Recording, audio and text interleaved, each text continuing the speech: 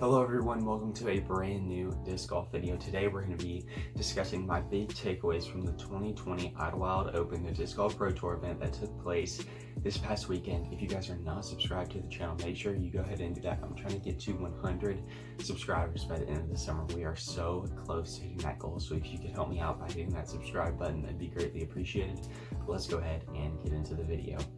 Now, the huge news is that Eagle McMahon won this event, shooting 12 under in the final event, 27 down on the total event in 3 rounds.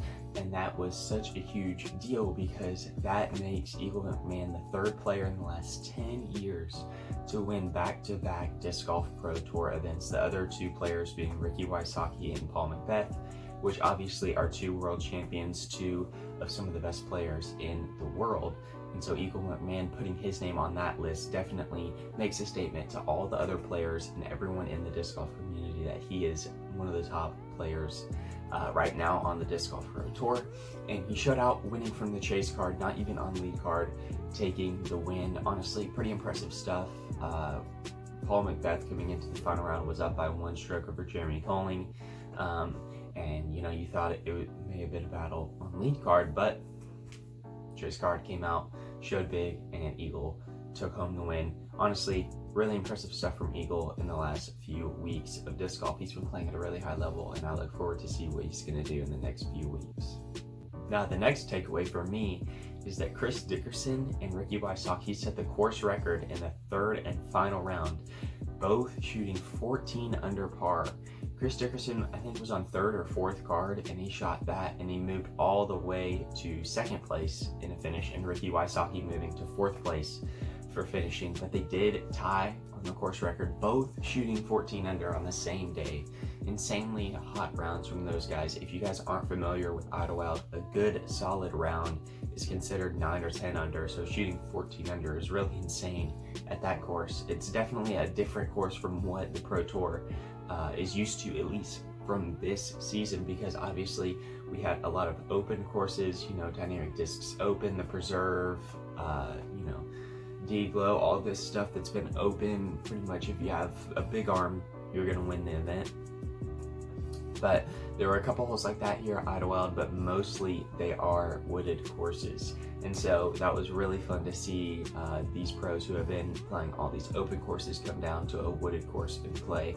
I thought that was really fun to see, and it proved that Eagle McMahon does have good you know, power for the open courses and wooded courses, but it also proved, you know, players like Chris Dickerson, who are really, really good on those specific lines, and Ricky Wysocki really good at scrambling.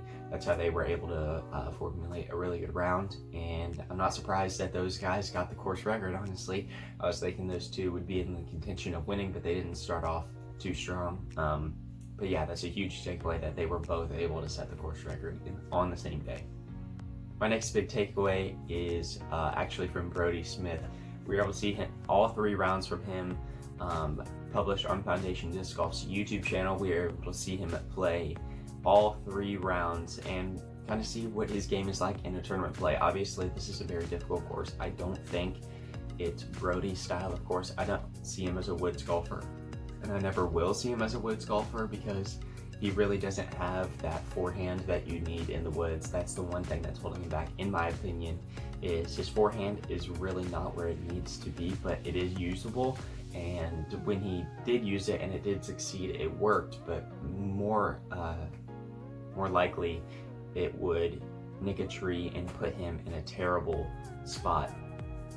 And then the next thing that I noticed was consistency. He had a lack of consistency. On some holes he would play it perfectly, have a tap-in birdie. On other holes he would get off the fairway on the first shot and then end up with a double bogey. It's just how any player that's new to the Pro Tour, new in disc golf in general, consistency separates the really elite players from the average players, and I think that's kind of what I was expecting. So pretty much Brody Smith in his rounds was exactly what I was expecting, but it was nice to see him play and see kind of how he's like on that tournament, because I don't have the disc golf membership or whatever to watch the rounds live from the Disc Golf Pro Tour, so I'm only watching the last rounds in Jomez and things like that. So it's nice to see Brody Smith playing.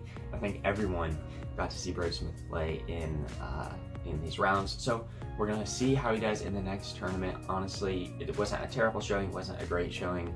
It's kind of about what I expected, but we'll see how Brady Smith does next time. All right, moving over to the FPO. Ellen Windboom winning the tournament at +8, coming in, getting her first victory of the season, if I'm not mistaken. So pretty big deal there. Obviously, normally on the FPO side, we're used to some of the top names like Paige Pierce, Katrina Allen, some of those winning, taking the victory at these events, but it was nice to see another player. Obviously, this Ellen Windboom has been playing at these events, but hasn't really been in contention because most of the time either Paige Pierce runs away with the event or it's a battle between a few other players. But she actually won the event at +8. Sarah Hokum set the FPO course record at 2 under in round 2. So on the MPO and FPO, course records were both set in the same weekend, which is crazy. It would have been really crazy if that was round 3 because it would have been on the same day. But round 2, she set the FPO course record at 2 under, which is really, really impressive, especially on a course like that where you gotta have a lot of distance and a lot of accuracy in the woods to maintain a solid round like that. So great job to her. And overall, I thought it was a really good showing from the FPO side. I felt like this one was more of an entertaining event. Obviously, Paige Pierce not being too close to winning this one, but it was still fun to watch. I feel like having a closer battle at the end opposed to Paige Pierce just running away, winning by like, 10 strokes or something isn't as fun to watch because you know she's going to win. But this one was definitely close. We got to see a new winner, at least for me. I personally have not seen Ellen Windboom win a tournament before, so that was the first time I've gotten to see it. I haven't really caught up with the FPO side, but I did watch some this time, and those are my takeaways from the FPO side, and I'm really impressed, honestly. I got to see a course record, and I got to see, someone other than Paige Pierce win. So I thought it was really exciting.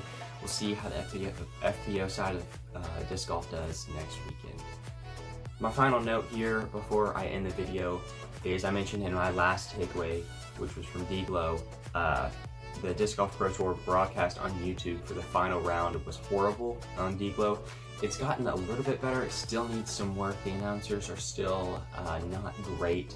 I will say, though, the cameramen did a much better job in this tournament, in my opinion. I got to see some better shots. They still need to work on getting the better angles, in my opinion.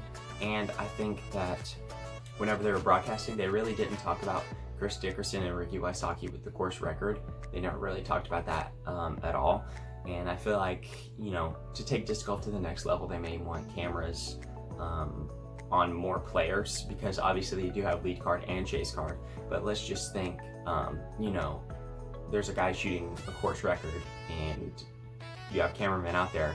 Maybe you could find at least one cameraman to go with them and try to salvage a few highlights from that round. But I know they can't do a lot because I think they're limited on people for COVID or something like that. But when it gets back to normal, hopefully they can, give a more higher quality production. But overall, I thought it was good. Way better than last time. For sure, a lot of improvements. It was definitely cleaned up in my opinion. But that's the last thing I wanted to talk about. Thank you guys for watching this video. If you stayed to this point and you're not subscribed, please help me out. Subscribe to the channel. I'm so close to 100 and I'm trying to hit it. I think I only have 8 days left to try to hit that. But that's it for this video. Thank you guys so much for watching, and I'll see you in the next one.